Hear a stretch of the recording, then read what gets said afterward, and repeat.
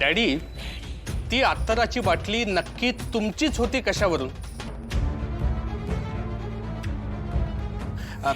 नाही म्हणजे एकसारख्या दिसणाऱ्या बऱ्याच बाटल्या असतात ना.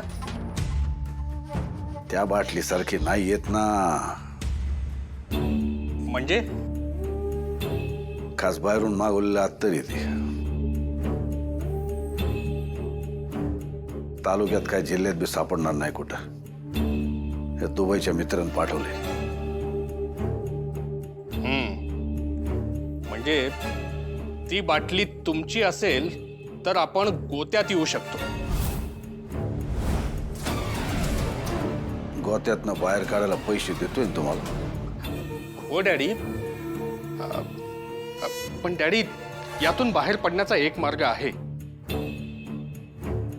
तुम्ही त्या दिवशी गावात नव्हतात याचे पुरावे आपण आधीच सादर केलेले आहेत. मग ती बाटली मालननंच तिथं पेरून ठेवली होती असा आरोप आपण करू शकतो. नाही नाही नाही नाही नाही, ती जोखीम आम्ही नाही पत्करू शकत. ती कालिंदी लय हुशार आहे. कधी ना कधी आम्ही हित हे तिला कळणार आणि मग ती सिद्ध करण्यासाठी ती जीवाचं रान करणार. आणि एकदा का आम्ही हित होतो हे सिद्ध झालं की ती अत्तराची बाटली आमच्यासाठी ईशाची बाटली ठरल. हो, पण मालनबाई जेव्हा देवळात जायच्या तेव्हा त्यांच्या हातात फक्त आरतीचं ताट होतं. बाटली कुठे होती? हेच ना,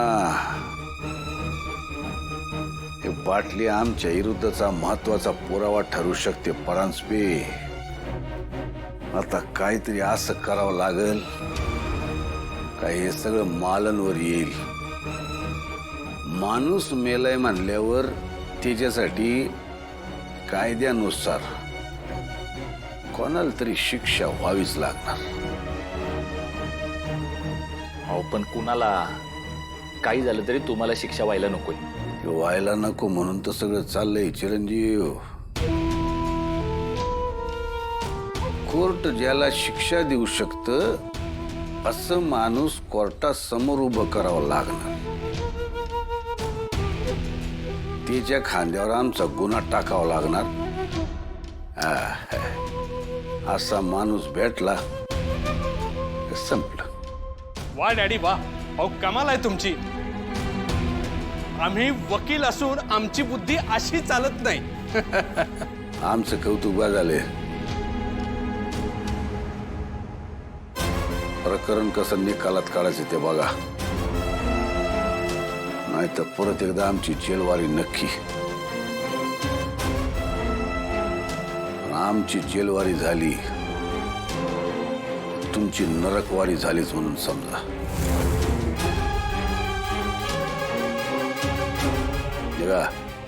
हो डॅडी.